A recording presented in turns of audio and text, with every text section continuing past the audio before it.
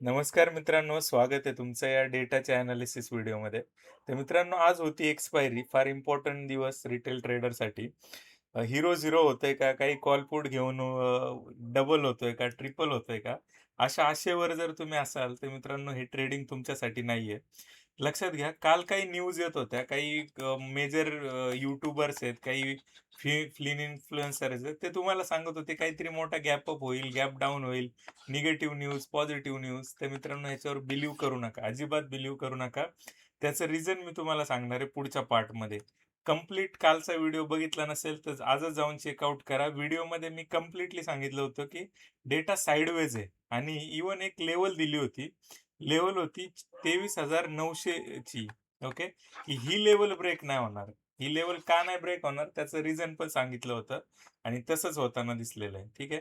Overall आता एक गोष्ट तुम्हाला आठवत असेल, की मी कंटिन्यूअस सांगतोय, की ओव्हरऑल जो डेटा आहे तो निगेटिव्ह आहे. आता त्याचं रिझन तुम्हाला ह्या डेटामध्ये समजेल. ओके. तर काल ज्या पोझिशन्स होत्या, त्या पोझिशन्स होत्या ऑलमोस्ट 7,50,000च्या रिटेल क्लायंटच्या. ओके. रिटेल क्लायंट 7,50,000च्या पोझिशन घेऊन चाललाय आणि आता एक्सपायरी झालेली आहे. ओके. आणि एक्सपायरीमध्ये एक्स्ट्रा ऑर्डिनरी हा जो डेटा आहे, तो हा डेटा त्या ठिकाणी कमी होताना दिसलेला आहे. ओके. तर हा जो डेटा कमी झालाय, तर हा डेटा आता शिल्लक आहे 9,12,000च्या ज्या पोझिशन्स आहेत त्या कॅरी आहेत. ओके. इथं तुम्ही बघितलं तर 7,87,000च्या पोझिशन ज्या आहेत त्या एफ-आयजनी कॅरी केलेल्या आहेत 25 तारखेच्या एक्सपायरी झाल्यानंतर. ओके. एक्सपायरी झाल्यानंतरून ह्या पोझिशन्स त्या ठिकाणी सॉरी, इथे डेट थोडंसं हे कन्सिडर करा. मी डेट अपडेट करणं विसरलो. तर इथे ही जी डेट आहे, ही डेट आहे 26 आणि ही आहे 27. तर हे इथे असं सेम पद्धतीने कन्सिडर करा. 26-27 जस्ट कंपॅरिझनसाठी हे करतोय मी. ओके. तर हे 26 आणि 27चं जे कंपॅरिझन आहे, ते आपण करतोय. तर एक्सपायरी झाल्यानंतरून हा आपल्याला सॉरी 25 आणि 26चं कंपॅरिझन करायचं आपल्याला. 25 आणि 26चं कंपॅरिझन करायचंय. 27 तारखेसाठीचा डेटा हे करतोय. थोडासा घाईत आहे त्यामुळं समजून घ्या. व्हिडिओ थोडासा घाईत बनल्यामुळं 26 आणि 27चं कंपॅरिझन करायचंय. 25 आणि 26चं कंपॅरिझन करायचंय 27 तारखेच्या डेटासाठी. तर आता एवढं सगळं होऊन सुद्धा, एवढं सगळं अनवाइंडिंग होऊन सुद्धा डेटा जो आहे तो ऑलमोस्ट पावणे 8 लाखाचा डेटा निगेटिव्ह आहे. प्रो सुद्धा थोडासा निगेटिव्ह होताना दिसलेला आहे. न्यूट्रल होता. थोडासा पॉझिटिव्ह मूव्हमेंट होत्या, पण आता न्यूट्रल तो घेऊन गेलेला आहे. तर अशा हिशोबाचा डेटा आहे मित्रांनो. तर हे तर होतच राहील. डेटावरचं गणित तुम्हाला लक्षात येतच राहील आणि ह्याच्या बेसवर ऑप्शनचे जे ट्रेड आहेत, ते इंट्राडेमध्ये कसे घ्यायचे, ह्याच्याबद्दल तुम्ही अनअवेअर असाल, तर मित्रांनो ग्रुपची लिंक दिलेली आहे खाली. ती जाऊन चेकआउट करा. त्याच्यावरती जॉइन होण्याचा प्रयत्न करा.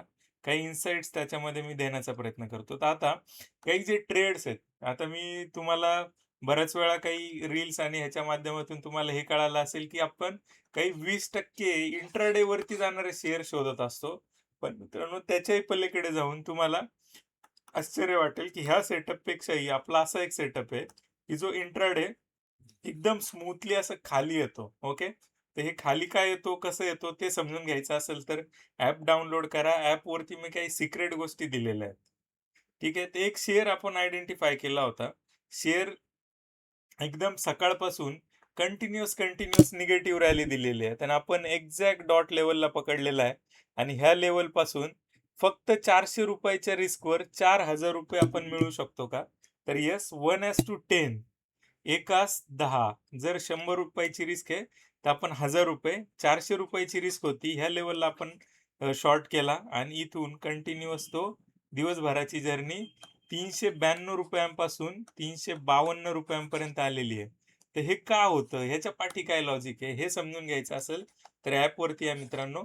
जेवढे शेअर्स वरती जातात ना, त्याच्यापेक्षा काही शेअर्स वरतून खाली सुद्धा येतात आणि हे कसे पकडायचे, हे मी तुम्हाला त्या ॲपच्या व्हिडिओमध्ये सांगितलेलं आहे. तर अशा पद्धतीचं डेटा आहे.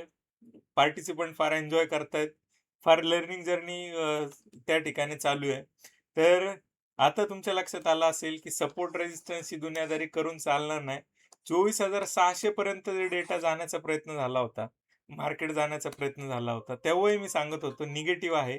फार काही वेगळं नाहीये मार्केटमध्ये आणि इथूनही खाली येण्याचे जे चान्सेस आहेत ते त्या ठिकाणी वाढतील आणि आहेत ते. आता डेटा निगेटिव्ह आहे. आता तुम्हाला ठरवायचंय, की सपोर्ट रेझिस्टन्स करायचंय, की काही डेटा आणि ह्या गोष्टी शिकून पुढे काम करायचंय. तर ठीक आहे, वन्स अगेन डेटावरती जाऊया. डेटा अशा पद्धतीचा आहे. असंच लर्निंग आणि अशाच इन्साईटफुल व्हिडिओसाठी तुम्ही चॅनलला सबस्क्राईब करू शकता. चॅनलची लिंक, WhatsAppचं लिंक त्या ठिकाणी दिलेलं आहे. तर मित्रांनो, डेटा निगेटिव्ह आहे पुढच्या काळासाठी. न्यूज काही येऊ द्या, न्यूज येत राहतील. आपल्याला फोकस करायचं आहे डेटावरती, राईट? तर थांबूया. असंच प्रेम देत राहा. थँक